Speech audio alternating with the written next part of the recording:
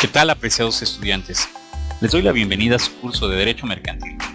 Esta entrega de sociedades en particular corresponde a la sociedad anónima y la sociedad en comandita por acciones. En la próxima entrega hablaremos de las sociedades cooperativas. Sin mucho preámbulo, empecemos. El capítulo 5 de la ley reglamenta a la sociedad anónima dentro de lo establecido en los artículos 87 a 206. ¿Y cómo se constituye una sociedad anónima? Se compone exclusivamente de socios, cuya obligación se limita al pago de sus acciones, y se constituye bajo denominación, obviamente distinta de la de cualquier otra sociedad, a la que siempre deben seguir las palabras sociedad anónima o su abreviatura S.A. ¿Cuáles son sus requisitos en particular? Mínimo 2 socios, y cada uno de ellos debe suscribir por lo menos una acción. El contrato social debe establecer el monto mínimo del capital social, y este debe estar íntegramente suscrito. Se debe exhibir del efectivo cuando menos el 20% del valor de cada acción pagadera en numerario. Se debe exhibir íntegramente el valor de cada acción que haya de pagarse en todo o en parte con bienes distintos del numerario, es decir, con bienes muebles e inmuebles. Puede constituirse por comparecencia ante fedatario público o por suscripción pública. Datos mínimos de la escritura constitutiva, es decir, lo menos que debe tener una escritura de una sociedad anónima. El número, valor nominal y naturaleza de las acciones en que se divide el capital social. La forma y términos en que debe pagarse la parte insoluta de las acciones. Las acciones deberán quedar suscritas dentro del término de un año. La parte exhibida del capital social. Las aportaciones distintas del numerario. La participación de las utilidades concedidas a los fundadores. El nombramiento de uno o varios comisarios. Las facultades de la Asamblea General. Y estipulaciones tales como restricciones de cualquier naturaleza, causales de exclusión, separación o retiro de socios, amortización de acciones, así como el precio o las bases para su determinación, mecanismos de solución de asuntos específicos, facultad para ampliar, limitar o negar el derecho de suscripción preferente, limitación de la responsabilidad de daños y perjuicios ocasionados por consejeros y funcionarios, estipulaciones que permitan emitir acciones que no confieran derecho de voto o que sean de voto solo para algunos asuntos, acciones que otorguen derechos sociales no económicas distintas al voto o exclusivamente el derecho de voto, o confieran el derecho de voto o requieran del voto favorable de accionistas respecto de las resoluciones de la Asamblea General de Accionistas. Las facultades de la Asamblea General Constitutiva, es decir, el momento en que se reúne en primer lugar la totalidad de los socios. ¿Qué es lo que pueden hacer? Primero, comprobar la existencia de la primera exhibición prevenida en el proyecto de estatutos. Luego, examinar y en su caso aprobar el avalúo de los bienes distintos del numerario que uno o más socios hubiesen obligado a aportar. Los suscriptores no tendrán derecho a voto con relación a sus respectivas aportaciones en especie. Podrá esta asamblea también deliberar acerca de la participación que los fundadores se hubieran reservado en las utilidades. Y finalmente hacer el nombramiento de los administradores y comisarios que hayan de funcionar durante el plazo señalado por los estatutos, con la designación de quienes de los primeros han de usar la firma social. Recordemos, son facultades de la Asamblea Constitutiva. Ahora, ¿quiénes son fundadores? Los fundadores son los miembros que van a formar parte de esa asamblea. ¿Y qué facultades tienen? Ellos redactan y depositan los estatutos en el registro público del comercio. Y 2. Son los otorgantes del contrato constitutivo social. Para acreditar su calidad, se expedirán títulos especiales denominados bonos de fundador. La participación concedida a los fundadores en las utilidades anuales no excederá del 10%, ni podrá abarcar un periodo de más de 10 años, que no podrá cubrirse sino después de haber pagado a los accionistas un 5% sobre el valor exhibido de sus acciones. No pueden estipularse a su favor ningún beneficio que menoscabe el capital social, ni en el acto de la Constitución, ni para lo sucesivo. Es una gran ventaja ser fundador, pero también tiene sus límites. Ahora, estamos hablando de acciones. ¿Qué son las acciones? Son reconocidas como títulos de crédito y son la forma en que se divide el capital social de una sociedad anónima. Las acciones estarán representadas materialmente por títulos nominativos que servirán para acreditar y transmitir la calidad y los derechos de socio. Llevarán adheridos cupones que se desprenderán del título y que se entregarán a la sociedad contra el pago de dividendos o intereses. Los certificados provisionales podrán tener también cupones. Las sociedades anónimas tendrán un registro de acciones. Además, serán de igual valor y conferirán iguales derechos. Podrán existir varias clases de acciones. Cada acción solo tendrá derecho a un voto. Serán indivisibles aun cuando puedan tener varios propietarios, es decir, varias personas podrían ser dueñas de una acción. Los títulos representativos de las acciones deberán expedirse en un plazo no mayor de un año. Algunas podrán tener derecho de voto solamente en las asambleas extraordinarias, pero también se pueden emitir acciones especiales. Sirven para determinar la proporción, distribuir las utilidades y señalar el capital social. Su venta se hará por medio de corredor titulado y se extenderán nuevos títulos o certificados provisionales para sustituir a los anteriores. Los títulos de las acciones y los certificados provisionales podrán amparar una o varias acciones. El contenido de los títulos de las acciones y los certificados provisionales, es decir, ¿qué debe tener una acción? Deben tener inserto en el texto del documento nombre, nacionalidad y domicilio del accionista, denominación, domicilio, duración, fecha de constitución de la sociedad, así como datos de su inscripción en el Registro Público de Comercio, importe del capital social, el número total y el valor nominal de las acciones, la serie y el número de la acción o del certificado provisional, las exhibiciones que haya pagado el accionista o la indicación de ser liberada, los derechos concedidos y las obligaciones impuestas al tenedor de cada acción, y finalmente la firma autógrafa de los administradores que, conforme al contrato social, deban suscribir el documento, o bien la firma impresa en facsímil de dichos administradores. Lo más importante de la sociedad es cómo va a administrarse.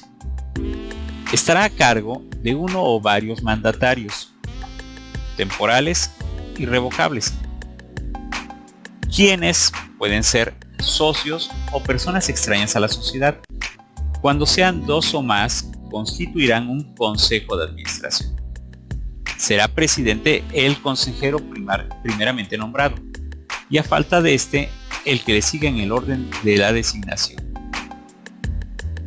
Para que funcione legalmente dicho consejo de administración, deberán acudir la mayoría de los miembros, aunque lo ideal sería que acudieran todos.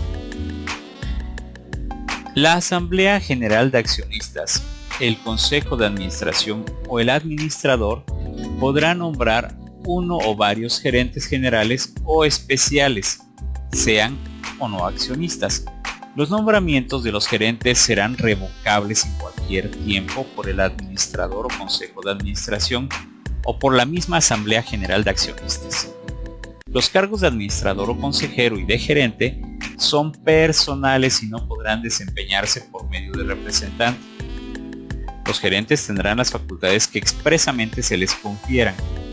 No necesitarán de autorización especial del administrador o consejo de administración para los actos que ejecuten de su naturaleza y gozarán dentro de la órbita de sus atribuciones que se les haya asignado de las más amplias facultades de representación y ejecución. El administrador o el consejo de administración y los gerentes podrán, dentro de sus respectivas facultades, conferir poderes en nombre de la sociedad, los cuales serán revocables en cualquier tiempo.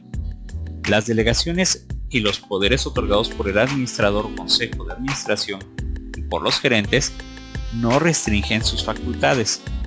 La terminación de las funciones de administrador o consejo de administración o de los gerentes no extingue las delegaciones ni los poderes otorgados durante su ejercicio. Los administradores continuarán en el desempeño de sus funciones aun cuando hubiere concluido el plazo para el que hayan sido designados, mientras no se hagan nuevos nombramientos y los nombrados no tomen posesión de sus cargos. Debe vigilarse, sí, por supuesto.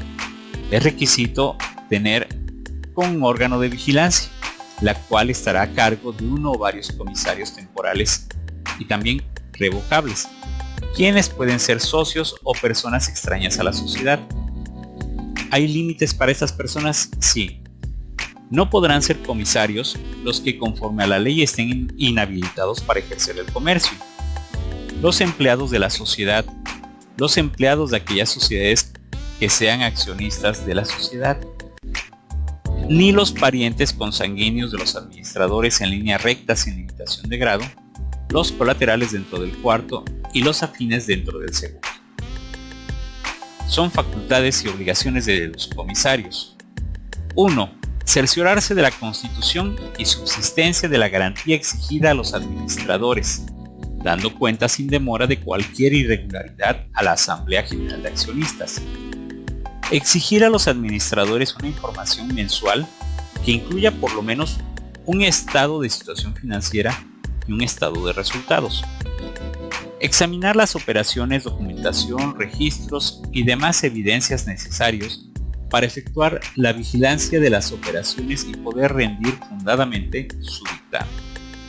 Hablando de ese dictamen, deberán rendir anualmente a la Asamblea un informe respecto de la veracidad, suficiencia y razonabilidad de la información presentada por el Consejo, que deberá incluir por lo menos 1. La opinión del comisario sobre políticas y criterios contables y de información seguidos por la sociedad, tomando en consideración las circunstancias particulares de la sociedad. 2. La opinión sobre si esas políticas y criterios han sido aplicados consistentemente en la información presentada por los administradores. Y 3. La opinión sobre si la información presentada por los administradores refleja en forma veraz y suficiente la situación financiera y los resultados de la sociedad. Todo ello impide que se presenten informes maquillados. También es facultad de los comisarios hacer que se inserten en el orden del día de las sesiones los puntos que ellos crean pertinentes, convocar a asambleas ordinarias y extraordinarias de accionistas, asistir con voz, pero sin voto a las sesiones del Consejo de Administración y de la Asamblea de Accionistas. En general, vigilar la gestión, conducción y ejecución de los negocios de la sociedad. Esto nos llevó a la parte financiera. Las sociedades anónimas, bajo la responsabilidad de sus administradores, presentarán a la Asamblea de Accionistas anualmente un informe que incluya por lo menos el informe de los administradores sobre la marcha de la sociedad, de las políticas seguidas por los administradores y, en su caso, de los principales proyectos existentes. El informe en que declaren y expliquen las principales políticas y criterios contables y de información seguidos en la preparación de la información financiera. Un estado que muestre la situación financiera de la sociedad a la fecha de cierre del ejercicio. Un estado debidamente explicado de los resultados de la sociedad durante el ejercicio. Un estado que muestre los cambios de la situación financiera durante el ejercicio. Un estado que demuestre los cambios en el patrimonio social. Las notas necesarias para aclarar la información de los estados anteriores y el informe de los comisarios. 15 días después de aprobado el informe por la Asamblea General, los accionistas podrán solicitar que se publiquen en el sistema electrónico establecido por la Secretaría de Economía los estados financieros junto con sus notas y el dictamen de los comisarios. La falta de presentación oportuna de este informe es motivo suficiente para que la Asamblea General de Accionistas acuerde la remoción del administrador o consejo de administración o de los comisarios, independientemente de las responsabilidades en que respectivamente hubieren incurrido. Y vamos, todo esto se desarrolla ante una asamblea y hablaremos por supuesto de las asambleas de accionistas. Hay dos tipos, hay ordinarias y hay extraordinarias. ¿Qué son las asambleas? Las asambleas son las reuniones de los socios y nuestra doctrina dispone que la asamblea es el órgano supremo de la sociedad. Podrán acordar y ratificar todos los actos y operaciones de esta y sus resoluciones serán cumplidas por la persona que ella misma designe o, a falta de designación, por el administrador o por el consejo de administración. Las asambleas generales de accionistas, les decía, son ordinarias y extraordinarias. Se reunirán en el domicilio social y sin este requisito serán nulas, salvo caso fortuito o de fuerza mayor. Las asambleas ordinarias se realizarán por lo menos una vez al año, dentro de los 4 meses que sigan a la clausura del ejercicio social. ¿Para qué? Discutir, aprobar o modificar el informe de los administradores, tomando en cuenta el informe de los comisarios y así tomar las medidas que juzguen oportunas. En su caso, nombrar al administrador o consejo de administración y a los comisarios. Determinar los emolumentos o salarios correspondientes a estos personajes, administradores y comisarios. Además, se ocuparán de los asuntos incluidos en el orden del día. Fuera de estas asambleas ordinarias, en cualquier momento se podrían reunir, pero se llamarían asambleas extraordinarias. ¿Para qué sirven las asambleas extraordinarias? Para señalar la prórroga de la duración de la sociedad, disolución anticipada de la sociedad, aumento o reducción del capital social, cambio de objeto de la sociedad, cambio de nacionalidad de la sociedad, transformación de la sociedad, fusión con otra sociedad, emisión de acciones privilegiadas, amortización por la sociedad de sus propias acciones y emisión de acciones de goce, emisión de votos, cualquier otra modificación del contrato social y, además, los demás asuntos para los que la ley o el contrato social exija un quórum especial.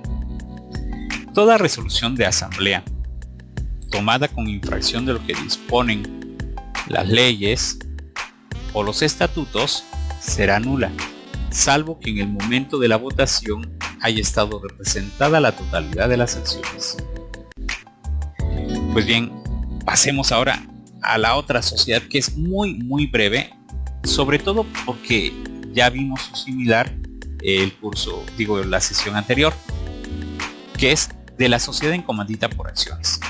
Se compone de uno o varios socios comanditados que responden de manera subsidiaria, limitada y solidariamente de las obligaciones sociales, y de uno o varios comanditarios que únicamente están obligados al pago de sus acciones. ¿Se parece a la sociedad en comandita simple? Definitivamente. Es una mezcla de dos sociedades, pero en esta ocasión sustituimos la responsabilidad de los comanditarios, la cual ahora es semejante a la que se tiene en una sociedad anónima.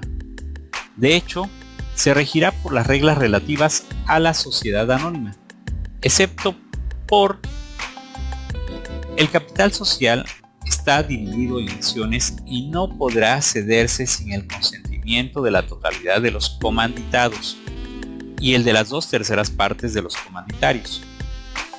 Deberá existir bajo una denominación o razón social que se formaría con los nombres de uno o más de los comanditados.